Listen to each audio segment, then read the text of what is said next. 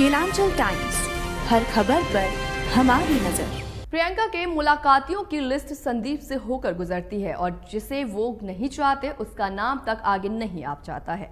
एक बार कमलापति त्रिपाठी के पौत्र ललितेश ने मीडिया से कहा था, संदीप ने नेतृत्व से मशविरे की गुंजाइश ही नहीं छोड़ी थी और उसके कम करने का तरीका निरंकुश था। कांग्रेस के प्रवक्ता और एआईसीसी मेंबर रह चुके जिशान हैदर ने एक बार बयान जारी कर कहा था, यूपी में कांग्रेस का जो हश्र हुआ है वो जेएनयू गैंग की वजह से है। इस गैंग का जो सरगना है वो प्रियंका जी का नौकर है। इसके बाद जीशान को पार्टी से बाहर का रास्ता दिखाया गया। संदीप और विवादों का नाता चोली दामन सरीखा है। वो कांग्रेस में अपनी पैठ बनाने के लिए राहुल की टीम में शामिल हो गए। जब प्रियंका यूपी में आई तो संदीप उनके निजी सचिव होकर आए। यूपी में तो विवाद उनका पीछा ही नहीं छोड़ रहा है। सोनभद्र में पत्रकार को धमकाने और सरकारी ड्राइवर से मारपीट का आरोप लगा। लॉकडाउन में बस विवाद, चुनाव प्रबंधन, टिकट बंटवारे और इससे जुड़े तमाम आरोप उनके ऊपर लगते रहे। एक महिला कांग्रेसी और बिग बॉस पार्टिसिपेंट ने भी संदीप सिंह पर गंभीर आरोप लगाए थे। संदीप की लगातार शिकायतें ऊपर तक पहुंच रही थी। हो सकता है कि प्रियंका भी संदीप सिंह से परेशान रही हो। जो भी यूपी में कांग्रेसी कार्यकर्ता बहुत खुश है कि इसी बहाने संदीप सिंह से छुटकारा मिला। इस नियुक्ति से कांग्रेस काडर के लिए संकेत के तौर पर भी देखा जा सकता है। एक ऐसे राज्य में जहां जाति की राजनीति अहम है, वहां ब्राह्मण समुदाय के पांडे की नियुक्ति को पार्टी की राजनीति गणित के तौर पर देखा जा रहा है। दरअसल यूपी में बीजेपी से ब्राह्मणों को खींचने की तैयारी में है। यूपी में ब्राह्मण कांग्रेस के परंपरागत वोटर रहे हैं। अविनाश पांडे को प्रभारी बनाकर प्रभारी संदेश देना चाहती है कि ब्राह्मणों का भविष्य कांग्रेस राज में उज्जवल है।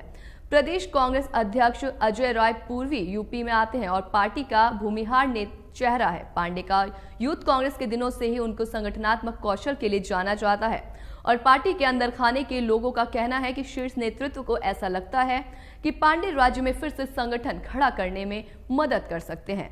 प्रियंका गांधी पर चूंकि पूरे देश की जिम्मेदारी थी, इसलिए वह यूपी में ग्राउंड लेवल पर काम नहीं कर पा रही थी। कांग्रेस को उम्मीद है कि अविनाश पांडे अपने 65 साल के राजनीतिक अनुभव का इस्तेमाल यूपी में कांग्रेस को मजबूत करने में करेंगे। पांडे ने अपने राजनीतिक करियर की शुरुआत 1970 के दशक में कांग्रेस की छात्र इकाई NSUI से की थी। इसके बाद वो धीरे धीरे पार्टी में बड़े पद तक पहुंचते रहे। बीच बीच में इस तरह की खबरें आती रहती हैं कि राहुल गांधी और साथ ही प्रियंका गांधी वाड्रा में सब कुछ ठीक नहीं चल रहा है। अविनाश पांडे राहुल गांधी की टीम के माने जाते रहे हैं, इसलिए ये भी कहा जा रहा है कि राहुल अब पूरी पार्टी पर अपना नियंत्रण कायम करना चाहते हैं। खरगे ने जो टीम बनाई है उस पर राहुल गांधी की छाप नजर आ रही है। सचिन पायलट समेत कई ऐसे लोग हैं जो राहुल गांधी के नजदीकी हैं, जिन्हें इस बार कार्य समिति में महत्व मिला है। भारतीय जनता पार्टी ने कुछ महीने पहले सोशल मीडिया पर कांग्रेस नेता राहुल गांधी पर अपनी बहन प्रियंका गांधी के साथ अन्याय करने का आरोप लगाया था। बीजेपी ने अपने एक्स यानी कि ट्विटर हैंडल पर लिखा था कि एक आम भाई बहन जैसा नहीं है राहुल गांधी और प्रियंका का रिश्ता। प्रियंका राहुल से तेज है, पर राहुल के इशारे पर ही पार्टी नाच रही है। सोनिया गांधी भी पूरी तरह राहुल के साथ है। घमंडिया गठबंधन की मीटिंग से प्रियंका का गायब होना यूं ही नहीं है। वीडियो में देखिए कैसे बहन का इस्तेमाल सिर्फ चुनाव प्रचार के लिए किया जा रहा है।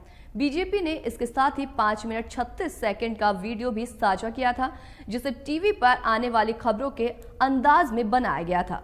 वीडियो में दावा किया गया था कि आखिर गांधी परिवार में अब तक प्रियंका को चुनाव क्यों नहीं लड़ने दिया। बीजेपी ने प्रियंका गांधी के इंडिया गठबंधन के कार्यक्रमों से प्रियंका को न रहने पर भी सवाल उठाया।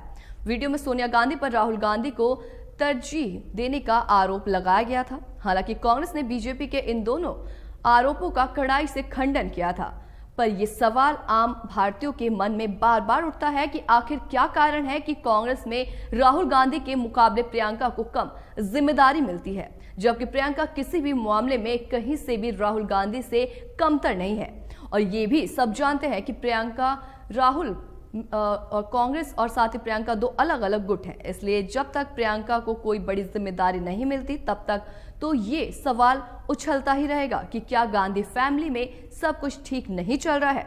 साल 2019 के लोकसभा चुनाव में प्रियंका गांधी ने शुरुआत की और 2022 में उत्तर प्रदेश विधानसभा चुनाव की कमान तो पूरे तौर पर संभाल ली। इसमें कोई दो राय नहीं हो सकती कि प्रियंका ने आने से यूपी में कांग्रेस के पक्ष में बज क्रिएट हो गया है।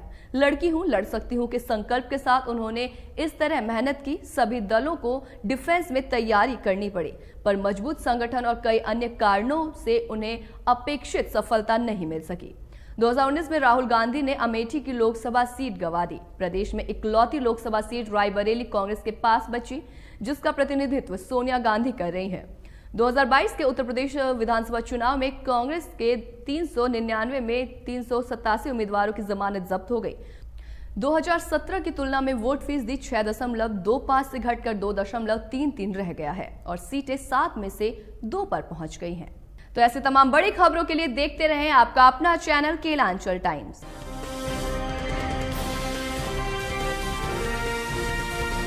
केलांचल टाइम्स, हर खबर पर हमारी नजर।